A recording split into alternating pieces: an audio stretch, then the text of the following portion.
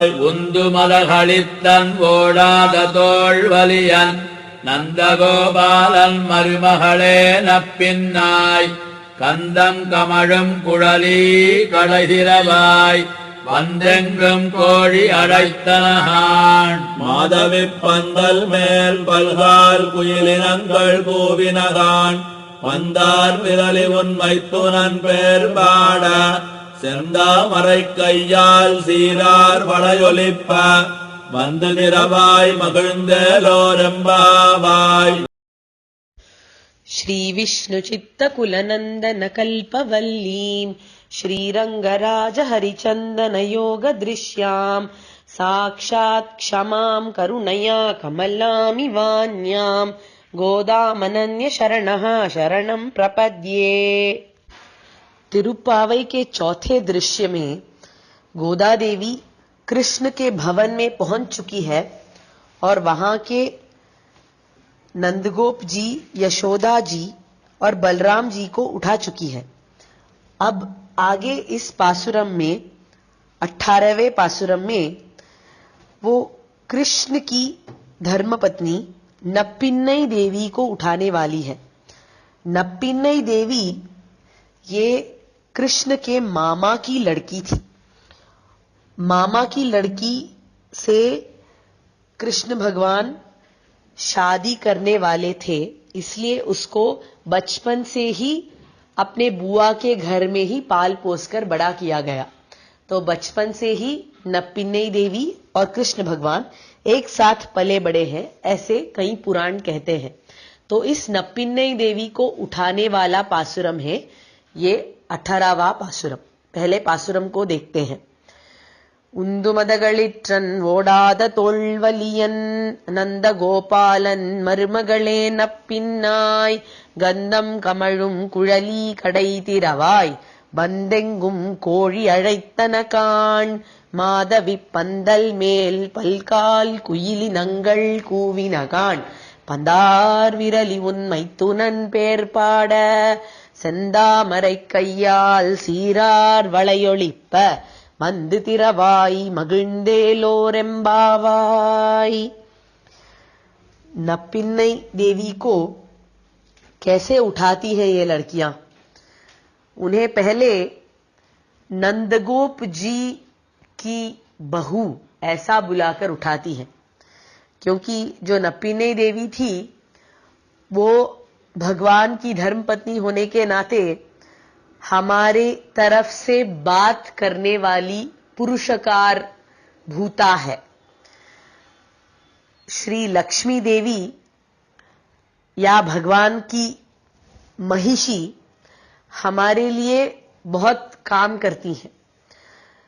उनके 3 आकार हैं, ऐसा कहते हैं एक आचार्य श्रेष्ठ नडादू रम्माल।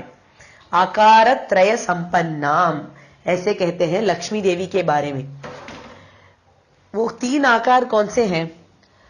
लक्ष्मी देवी और नारायण दोनों हमारे लिए प्राप्य हैं, मतलब जो हमें पाना चाहिए वो फल लक्ष्मी और नारायण मिलके हैं, इसीलिए उन्हें उपेय ऐसा कहा जाता है। अब इस उपेय को पाने के लिए कोई उपाय चाहिए, कोई मार्ग चाहिए।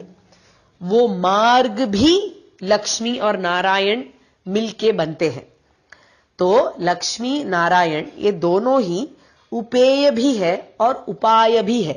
ऐसे 2 आकार, उपेय और उपाय के आकार दोनों में है, लक्ष्मी और नारायण में। लेकिन लक्ष्मी देवी को इन 2 आकारों के साथ और एक आकार भी कहा जाता है, वो है पुरुषकार भूता होना। पुरुषकार भूता का मतलब है वो जो भगवान के पास हमारी तरफ से जाके हमारे लिए बात करे। लक्ष्मी देवी हम जीवात्माओं की तरफ से भगवान के पास जाती है और हमारे लिए बात करके भगवान को हमें माफ करने के लिए कह देती है, हमारे अनेक पापों के लिए। तो यह तीसरा आकार, पुरुषकार भूता होने का आकार लक्ष्मी देवी की विशेषता है। इसीलिए भगवान के पास जाने से पहले हमेशा लक्ष्मी देवी द्वारा ही जाना चाहिए। अगर ऐसा जाएंगे तो हमारा कार्य सुनिश्चित सफल होगा, इसमें कोई संदेह ही नहीं है। इसीलिए ये बात को अच्छी तरह से जानती है गोदा देवी, और इसीलिए नप्पिन्नई पिराटी को, जो कि इस वक्त लक्ष्मी देवी का पात्र निभा रही है, उसके पास जाके उसको उठाते हैं इस पासुरम में। और नप्पिन्नई देवी को कैसा बुलाना पसंद है? नंदगोप की बहू ऐसा बुलाया जाए तो पसंद आता है। ये बात हमें कहां से समझ में आती है? सीता देवी कहती हैं रामायण में कि वो अपना परिचय दशरथ की स्नुषा ऐसा देना चाहती है। स्नुषा दशरथस्याहम्, मतलब कोई भी उनसे अगर सवाल करे कि तुम कौन हो, तो वे कहती थी कि मैं दशरथ जी की बहू हूं। ऐसा कहना वो सबसे सम्मानित समझती थी।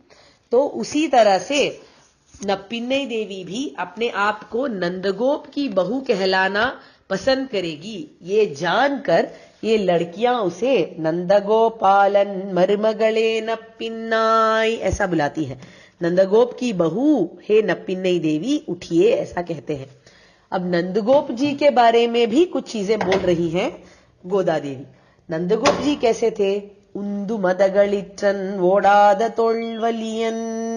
नंदगोप जी के पास बहुत सारे हाथी थे। सिर्फ पशु नहीं थे बल्कि हाथियां भी थे। कौन से हाथी थे? कहते हैं कृष्ण और बलराम दो बड़े बड़े हाथी जैसे पुत्र थे उनके, और उनके दोस्त भी हाथी जैसे बलवान थे। तो बड़े सारे हाथी थे नंदगोप जी के पास। ऐसे हाथियों को संभालने वाला नंदगोप महर्षि, नंदगोप जी के जो बाहुबल थे वो कैसे होने चाहिए, इसके कीर्ति के बारे में सोच लो करके कहती है आंडाल। उंदु मदगलिट्टन ओडाद तोल्वलियन, तोल्वलिमई का मतलब है बाहुबली। इतना बाहुबल था नंदगोप जी के पास कि वे कृष्ण और बलराम को ही देखकर उनका शासन करते थे। ऐसे नंदगोप जी इतनी कीर्ति बता रहे हैं अपने ससुर के बारे में। ऐसा बताया तो ही नप्पिन्नई देवी को पसंद आएगा, ये बात अच्छी तरह से जानती हैं ये लड़कियां। इसीलिए ऐसा कहकर नंदगोप जी का कीर्ति गाकर उस नंदगोप जी की बहू हे नप्पिन्नई देवी उठिए, ऐसा कहते हैं। गंधम कमलुम कुழலி கடை திறவாய், आपके केश का जो सुगंध है, गंधम कमलुम कुழலி मतलब सुगंधित केश वाली, आपके केश का सुगंध हमें यहां तक पहुंच रहा है। इस सुगंध को सूंघकर हमें आपको देखने का मन कर रहा है।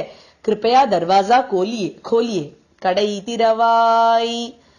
तो अंदर से नप्पिन्नई देवी इनको जवाब देती है, ठीक है, मैं आके तुम लोगों के लिए पुरुषकार अवश्य करूंगी, पुरुषकार भूता बनूंगी, लेकिन कोई काल होता है ना बुलाने का।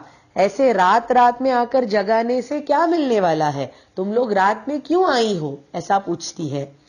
तो ये लड़कियां नप्पिन्नई देवी को जवाब देती हैं कि रात बीत चुकी है, अब सुबह हो चुका है। सुबह होने के दो लक्षण बताती हैं।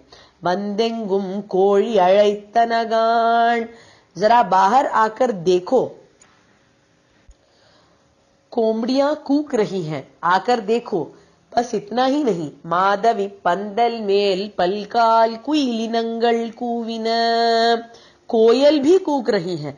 और वे कोयल कहां कूक रही है? आपके घर के पीछे एक माधवी पंदल है। माधवी पंदल का मतलब है मोगरे का मंटप, मोगरा जहां लगाया गया है वो मंटप।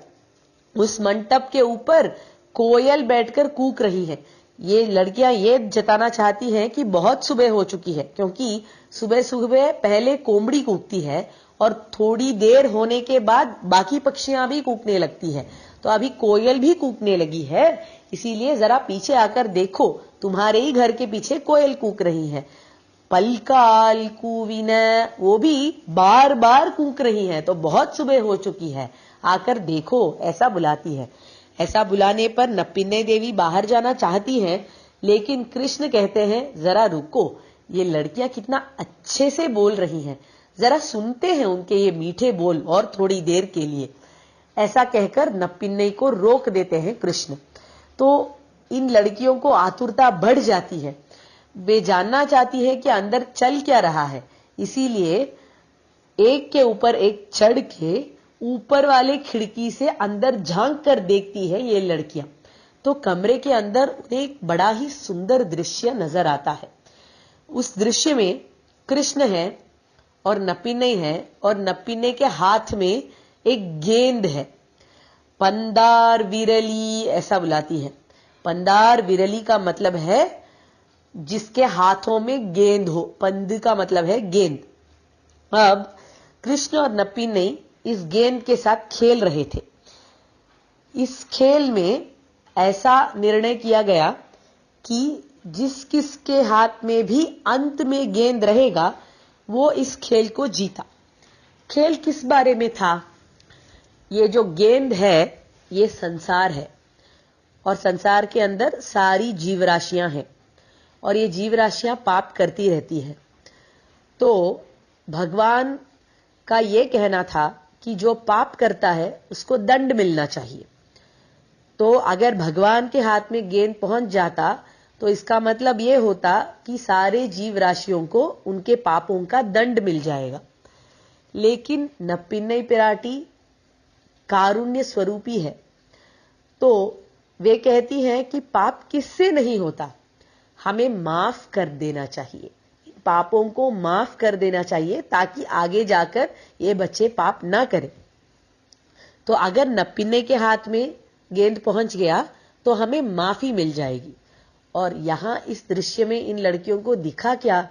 नप्पिन्नई के हाथों में गेंद था, तो नप्पिन्नई जीत गई थी और अपने विजय के चिन्ह के रूप में उस गेंद को हाथ में लिए बैठी थी।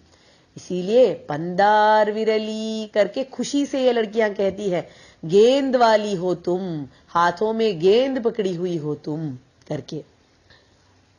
उन्मई तुनन पेर पाड़, हमें अब गुण गाने हैं, तुम्हारे पति के बारे में गुण गाने हैं।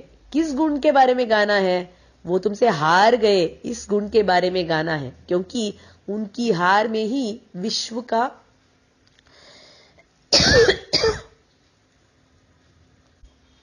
और इस विश्व के हित के लिए तुमने जो जय प्राप्त किया उसके बारे में हमें गाना है। तुम्हारे पति के हारने के बारे में गाना है। कृपया बाहर आओ, सेंदामरै कैयाल सीरार वளையொளிப்ப, तुम्हें किस तरह से बाहर आना है? अपने कमल जैसे हाथों से दरवाजा खोलकर आना है, और जब तुम दरवाजा खोलोगी तब तुम्हारे हाथ में जो चूड़ियां हैं वे मंगल आवाज करेंगी। उस मंगलमय आवाज के साथ आकर दरवाजा खोलकर हमें खुशी दिलाओ। செந்தாமரை கையால் சீரார் வளையொளிப்ப வந்து திறவாய் मगिंदेलोरेम्बावाई। मगिंद का मतलब है खुशी दिलाओ। अपने मंगलमय आवाज से हमारे दिल को खुश करने के लिए, दरवाजा खोलने के लिए आ जाओ हे नप्पिन्नई देवी। ऐसा कहती है गोदा और उनकी सहेलियां इस 18वें पासुरम में। कवितार्किक सिंहाय कल्याण गुणशालिने श्रीमते वेंकटेशाय वेदांत गुरवे